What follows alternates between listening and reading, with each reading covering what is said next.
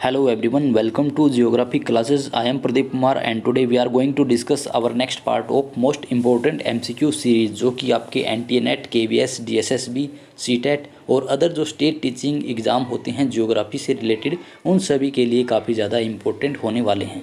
तो चलिए स्टार्ट करते हैं आज की वीडियो को। So here you can see question our next question 31। Who among the following architecture planner prepared the plan for Chandigarh. तो इनमें से कौन सा आर्किटेक्चर है या प्लानर है जिसने चंडीगढ़ सिटी का प्लान तैयार किया था, यानी कि चंडीगढ़ शहर की प्लानिंग के लिए किसको जाना जाता है। तो ऑप्शन ए है जूलियन कैनेडी, ऑप्शन बी है एडविन लुटियंस, ऑप्शन सी है चार्ल्स कोरिया और ऑप्शन डी है ली कार्बूजियर। तो इसका जो राइट आंसर होगा वो होगा ऑप्शन डी ली कार्बूजियर। ली कार्बूजियर को जाना जाता है चंडीगढ़ सिटी प्लानिंग के लिए। इसके अलावा ऑप्शन ए है जूलियन कैनेडी। जूलियन कैनेडी को जाना जाता है जयपुर सिटी प्लानिंग के लिए, यानी कि जयपुर शहर की जो प्लानिंग की गई थी वो जूलियन कैनेडी के द्वारा की गई थी। उस टाइम यहाँ के जो किंग थे वो थे सवाई माधो जयसिंह। तो सवाई माधो जयसिंह के टाइम पे यहाँ की जो जयपुर सिटी थी इसकी प्लानिंग की गई थी। सेकंड ऑप्शन है एडविन लुटियंस। एडविन लुटियंस को आपको पता होगा कि दिल्ली की जो प्लानिंग की थी एडविन लुटियंस के द्वारा की गई थी, यानी कि दिल्ली की प्लानिंग के लिए जाना जाता है एडविन लुटियंस को। ऑप्शन सी है Charles Korea.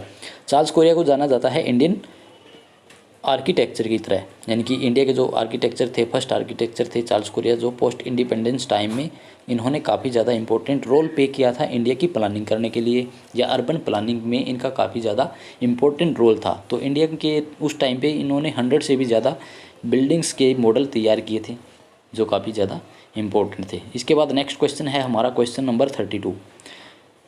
The process in which one plate slide beneath another is known as. तो जो प्लेट्स होती हैं, प्लेट टेक्टोनिक एक्टिविटी होती हैं, उसमें जब एक प्लेट दूसरी प्लेट के नीचे चली जाती है तो उसको किस नाम से जाना जाता है, या उस रीजन को किस नाम से जाना जाता है। तो इसका ऑप्शन है एडवेक्शन, ऑप्शन ए है एडवेक्शन, ऑप्शन बी है सबडक्शन, ऑप्शन सी है कन्वर्जेंस और ऑप्शन डी है कन्वेक्शन।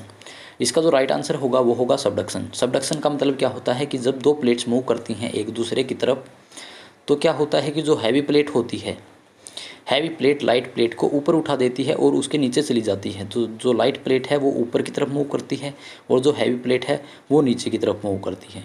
जब ये प्लेट्स लाइट प्लेट के नीचे की तरफ चली जाती है तो यहाँ पर प्रेशर के कारण या यहाँ पर टेम्परेचर ज़्यादा होने के कारण इसका जो भी रॉक्स होते हैं या जो भी मटेरियल होता है वो मेल्ट होना स्टार्ट हो जाता है, और मेल्टिंग के कारण ये लावा में कन्वर्ट होता है और बाद में ये बाहर निकलना स्टार्ट कर देता है। तो जो ये जहाँ पर ये मेल्ट होता है लावा या जो रॉक्स हैं जहाँ पर मेल्ट होना स्टार्ट होती हैं, इस रीजन को ही सबडक्शन के नाम से जाना जाता है। तो ये रीजन हो जाएगा सबडक्शन जोन। इसके अलावा एडवेक्शन में क्या होता है कि जो हीट है वो ट्रांसफ़र होता है हॉरिजॉन्टली वे में एक मटेरियल से दूसरे मटेरियल में। कन्वर्जेंस में क्या होता है, कन्वर्जेंस इसी तरह, यानी कि जो प्लेट्स हैं वो एक दूसरे के सामने आती हैं और टकराती हैं, तो इससे कई बार माउंटेन फॉर्मेशन होती है, कई बार यहाँ पर विनाश भी देखने को मिलता है। और लास्ट ऑप्शन है कन्वेक्शन। कन्वेक्शन में क्या होता है कि जो हीट है, यानी कि थर्मल हीट का ट्रांसफ़र होता है एटमॉस्फेयर के अंदर, यानी कि पृथ्वी के ऊपर जो सरफेस है उस सरफेस से एटमॉस्फेयर में जो ट्रांसफ़र होती है हीट की या ऊष्मा की, वो कन्वेक्शन के अंडर आता है। इसके बाद नेक्स्ट क्वेश्चन है हमारा question number 33। Which of the following is a fluvio glacial deposit. इनमें से कौन सा फ्लूवियो ग्लेशियल डिपॉजिट की एक फॉर्म है। तो ऑप्शन ए है पेडिमेंट या पेडिप्लेन, ऑप्शन बी है कैम टेरेस, ऑप्शन सी है फ्लड प्लेन और ऑप्शन डी है लोएस प्लेन। तो इसका राइट आंसर होगा, तो आपको पता होगा कि जो फ्लूवियो ग्लेशियल डिपॉजिट है वो कैम टेरेस के नाम से जाना जाता है।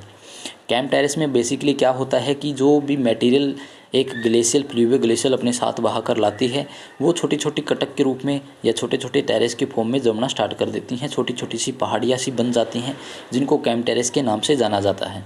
इसके अलावा पेडिप्लेन क्या होता है, पेडिप्लेन यानी कि जो भी ये पेडिप्लेन जो होता है एक इरोजनल वर्क होता है।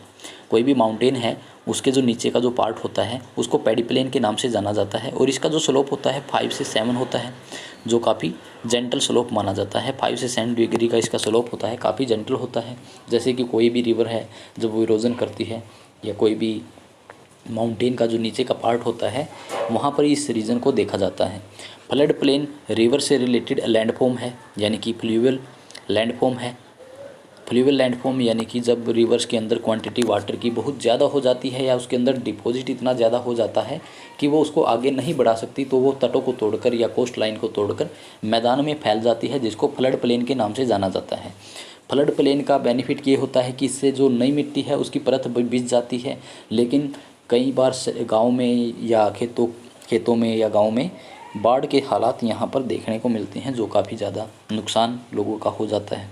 और लास्ट ऑप्शन है यहाँ पर लोएस्ट प्लेन। लोएस्ट प्लेन यानी कि एवोलियन लैंडफॉर्म है, जो कि सेडिमेंट के डिपॉजिट से बनता है, यानी कि जो हवा होती है, जो भी अपने साथ जो भी मिट्टी है या जो भी येलो कलर की या ग्रे कलर की सैंड होती है उसको लेकर आती है, तो उसको जब सेडिमेंट की फॉर्म में जमा देती है, डिपॉजिट कर देती है, तो लोएस्ट प्लेन देखने को मिलते हैं।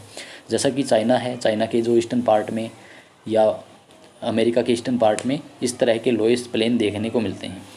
इसके बाद नेक्स्ट क्वेश्चन है हमारा क्वेश्चन नंबर 34।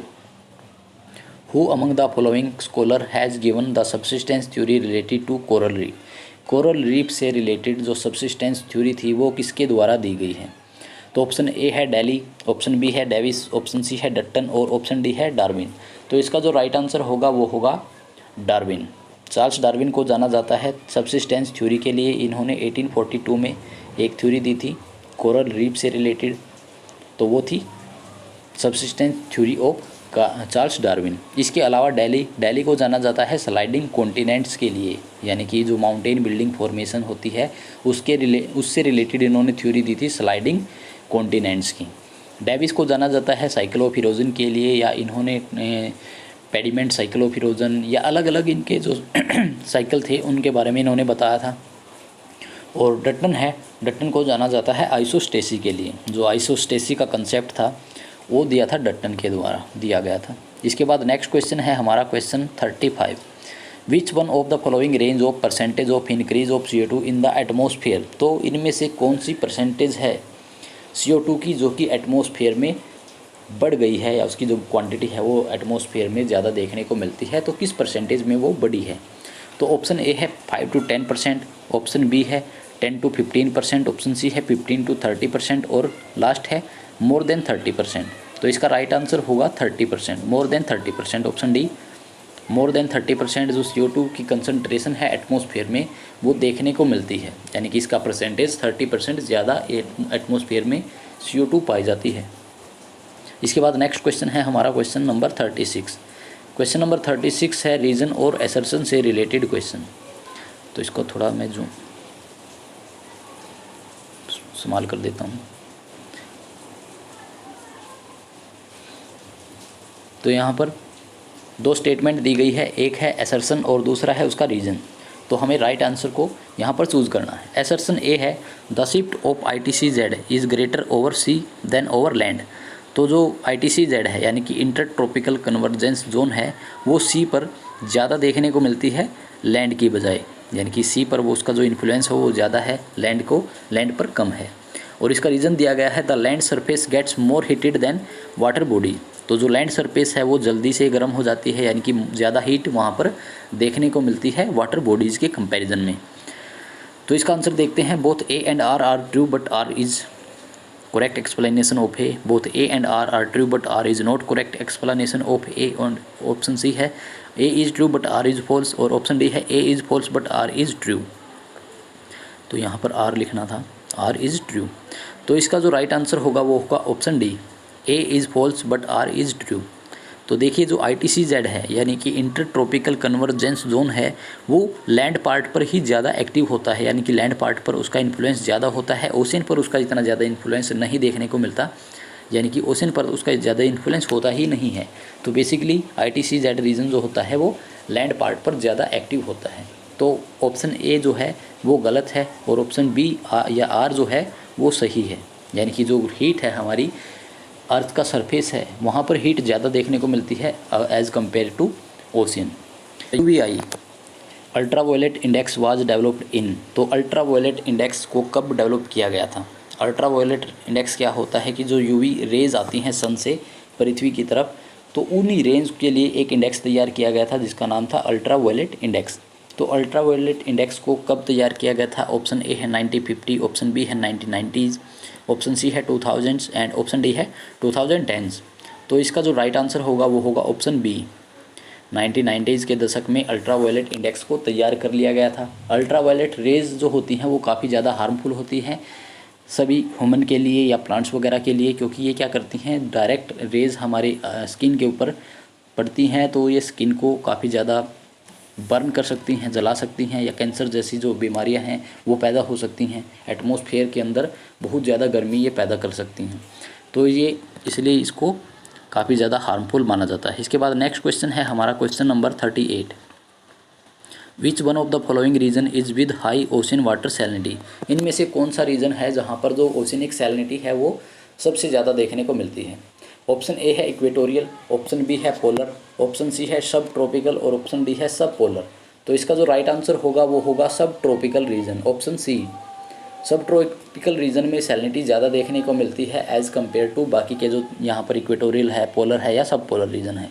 तो इसका रीज़न क्या है, जो इक्वेटोरियल रीजन होता है वहाँ पर जो हीट है, सन हीट है, वो ज़्यादा देखने को मिलती है, यानी कि वहाँ पर पूरे के पूरे साल गर्मी ज़्यादा पड़ती है। अगर हम इक्वेटर रीजन की बात करें तो यहाँ पर जितनी ज़्यादा गर्मी होता है उतनी ही ज़्यादा इवेपोरेशन होता है, और इवेपोरेशन के बाद यहाँ पर प्रेसिपिटेशन भी ज़्यादा होती है, यानी कि यहाँ पर फ्रेश वाटर मिलता रहता है, तो इसलिए यहाँ पर हीट कम है। दूसरा जो रीज़न है सब ट्रॉपिकल रीजन, सब ट्रॉपिकल रीजन के ऊपर भी गर्मियाँ देखने को मिलती है, यानी कि काफ़ी गर्मी होती है, लेकिन जो प्रेसिपिटेशन है वो इतनी ज़्यादा यहाँ पर दर्ज नहीं की जाती जितनी कि इक्वेटोरियल रीजन में दर्ज की जाती है। इसलिए यहाँ पर जो सैलिनिटी है वो बनी रहती है, और वाटर का जो इवेपोरेशन होता है वो भी यहाँ पर होता रहता है, जिसके कारण से जो नमक है या जो सैलिनिटी है वो बची रह जाती है, लेकिन वाटर यहाँ पर इवेपोरेट हो जाता है। तीसरा रीज़न होता है सब पोलर रीजन। सब पोलर रीजन में क्या होता है कि जो पोलर एरिया से बर्फ़ है वो लगातार मेल्ट होकर इस तरफ आती रहती है, और पोलर रीजन जो कि काफ़ी कोल्ड रीजन होते हैं वहाँ पर लगातार मेल्ट दिखाई देती है, तो वहाँ पर जो ये सैलिनिटी होती है वो कम ही देखने को मिलती है, यानी कि वहाँ पर बर्फ़ जमी रहती है, तो बर्फ़ के कारण वहाँ पर जब भी बर्फ़ मेल्ट होती है तो फ्रेश वाटर मिलता है, तो वहाँ पर भी सैलिनिटी कम पाई जाती है एज़ कम्पेयर टू सब ट्रॉपिकल रीजन। तो सब ट्रॉपिकल रीजन में सबसे ज़्यादा सैलिनिटी पाई जाती है। इसके बाद आवर नेक्स्ट क्वेश्चन है question 39। Which one of the following is responsible for the greatest movement of all the tide. जो ओशन के अंदर जो भी टाइड्स होती हैं उसके लिए सबसे ज़्यादा जो रिस्पॉन्सिबल फैक्टर माना जाता है वो कौन सा है। तो ऑप्शन ए है size of the ocean, option B है shape of the continent, option C है ग्रेविटेशनल अट्रैक्शन, और ऑप्शन डी है सैलिनिटी ऑफ द ओशियन। तो इसका जो राइट आंसर होगा वो होगा option C, gravitational attraction. Gravitational attraction ही सबसे ज़्यादा रिस्पॉन्सिबल है टाइड्स की फॉर्मेशन के लिए। तो जो मून होता है उसकी दो सिचुएशन होती है अर्थ से, एक बार वो पास में होता है, एक बार वो दूर होता है।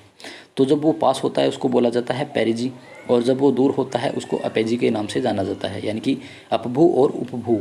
तो उपभू की जो सिचुएशन होती है यहाँ पर जो टाइड्स होती हैं वो ज़्यादा देखने को मिलती है एज़ कम्पेयर टू अपोजी, या अपभू के बजाय उपभू में ये 2 इंच ज़्यादा टाइड्स देखने को मिलती हैं, और इसी के कारण से जो टाइड्स हैं वो यहाँ पर ज़्यादा देखने को मिलती है। और जो सन है वो भी अट्रैक्शन का काम करता है। जब ये दोनों एक तरफ होते हैं सन और मून, तो ये वाटर को ज़्यादा अपनी तरफ अट्रैक्ट करते हैं, यानी कि टाइड्स ओशन के अंदर ज़्यादा देखने को मिलती हैं। तो इसका राइट आंसर होगा ऑप्शन सी, ग्रेविटेशनल अट्रैक्शन। इसके बाद नेक्स्ट क्वेश्चन है हमारा question 40, last question of today. Which one of the following percentage of the distance from earth surface is correct for पेरिजी of more than apogee. तो यहाँ पर 2 distance यानी कि पेरिजी और एपोजी के बीच का जो डिस्टेंस है वो कौन सा करेक्ट दिया गया है, यानी कि जो मून की जो लोकेशन होती है, हमने पहले जो बात की, मान लो ये अर्थ है हमारी, यहाँ पर अर्थ है, ये मून की सिचुएशन है या लोकेशन है अलग अलग टाइम में, ये पेरिजी है और ये एपोजी है। तो यहाँ पर इसके बीच का जो डिफरेंस है वो कितना है, करेक्ट यहाँ पर क्या है। तो यहाँ पर जो पेरिजी सिचुएशन होती है ये यहाँ पर 11% ज़्यादा नज़दीक होता है एज़ कम्पेयर टू एपोजी। तो इसका जो राइट आंसर होगा वो होगा 12%। तो 11 के आसपास का जो रीजन है वो है 12%, तो 12% इसका राइट आंसर होगा। तो ये थी आज की वीडियो। मिलते हैं एक नई वीडियो में, तब तक के लिए लाइक करें, कमेंट करें, शेयर करें वीडियो को, और चैनल को सब्सक्राइब करें। So thank you and God bless you all.